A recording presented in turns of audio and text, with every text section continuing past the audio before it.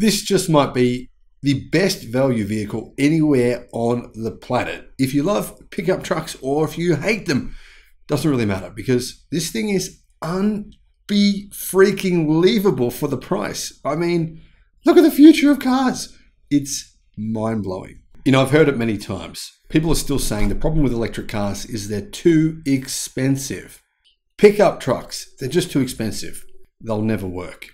Well, actually, this pickup truck here proves that affordable electric utes, pickups, whatever you want to call them, they're coming, and very, very soon.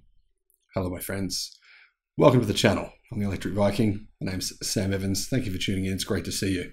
You probably heard of Geely's Radar RD6. I made a video on it several months ago. It's an affordable electric pickup truck you can buy in China. But of course, Geely is a global brand. They want to have an affordable electric pickup truck that they can sell to everyone who wants one. This is the start of something much bigger. This won't be a China-only pickup or ute. And it is incredibly affordable. Now, if you increase the price by 40%, it would still be cheap.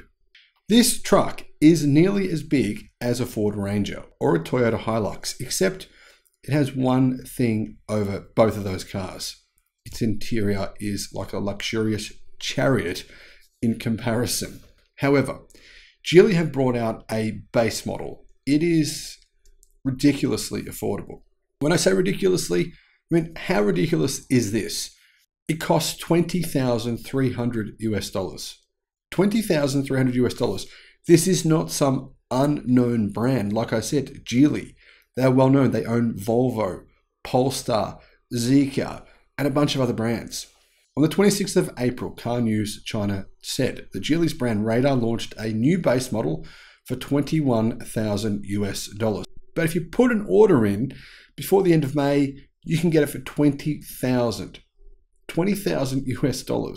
Aussies, that's 30,000 Australian dollars. Now, let's say they put the Australia tax on this vehicle, or they put a higher markup for other markets outside of China.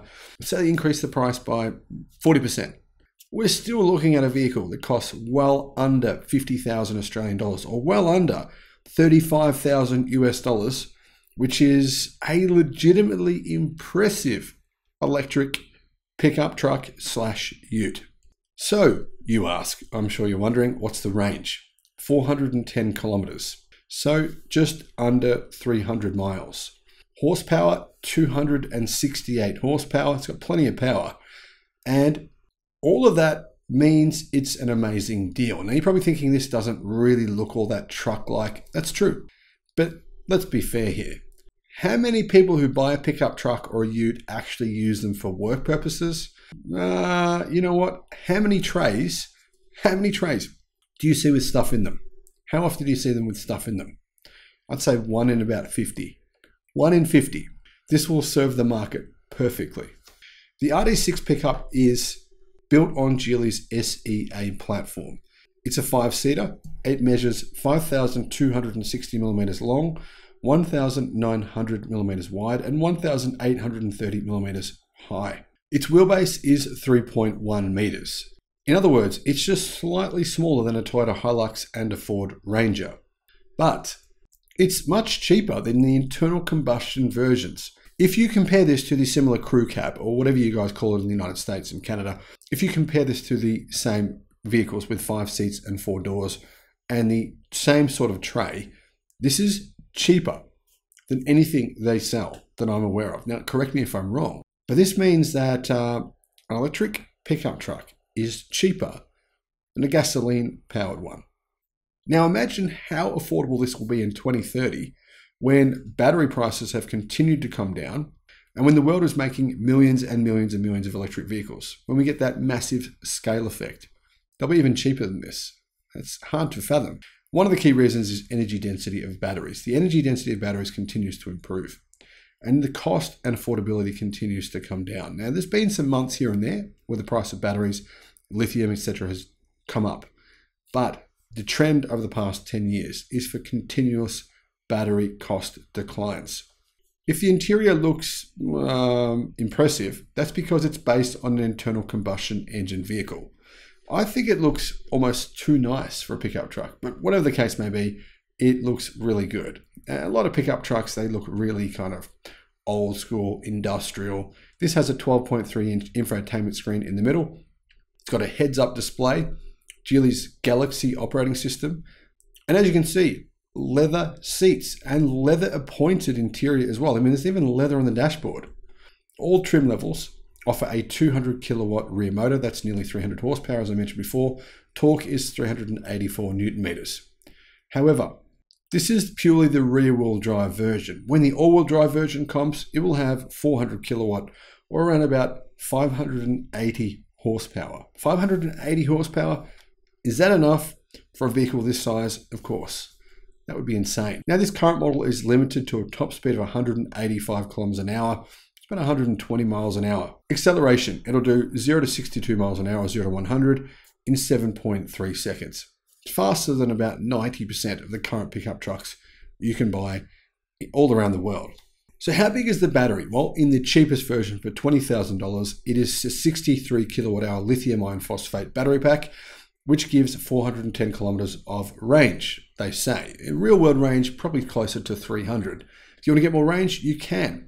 You can get an 86 kilowatt hour nickel, manganese, cobalt based ternary battery pack with 550 kilometers of CLTC range, probably real world range of 450 kilometers, more than enough. However, you can get even more than that if you want. You can go one step bigger with a 100 kilowatt hour nickel, manganese, cobalt ternary battery that provides 632 kilometers of range. Now, I believe these vehicles will have significantly longer range than that within the next 12 months. Why? Because they'll likely be using CATL's new battery technology and possibly their structural battery packs as well. But either way, this vehicle has more than enough. I mean, 632 kilometers of range. Let's say you get 520 in the real world. You can't tell me that's not enough for about 95% of use cases. One of the good things about this car, and one of the reasons that its range is longer, is its small wheels. Generally, the smaller the wheels, the more range you'll get. Now, of course, that comes with a caveat. You can't go really small, then the range becomes terrible. 17-inch aluminium wheels, though, is about the perfect size for range in an electric vehicle. It's also got a frunk like the Ford F-150, where you can put plenty of stuff. So the storage in this vehicle probably would be on par or even greater than a Ford Ranger or a Toyota Hilux because they don't have a frunk.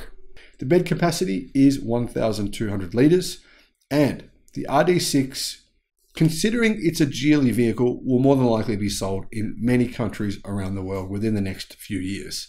Now, if this is not the pickup truck or the ute that we get from Geely, well, it doesn't really matter, but there'll be something similar that will come. So how have they been able to reduce the price so much? Well, to be honest, I don't really know. I do know that Geely don't really make this pickup truck. They kind of outsource most of the manufacturing of it.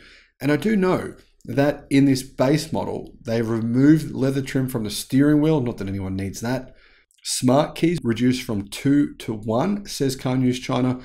However, they've also reduced that battery pack size, 63 kilowatt hour lithium iron phosphate pack. This would be perfect though for a work site. I mean, this kind of battery is going to last you for more than 1 million kilometers easily. Lithium iron phosphate, sure, not going to give you massive range, but it would be perfect for most use cases. However, like I said, get that top spec model, 600 kilometers of range. You know, you're looking at nearly 400 miles of range in an affordable electric ute pickup. I love this thing. I think it's amazing. Let me know what you think in the comments. Thank you for watching.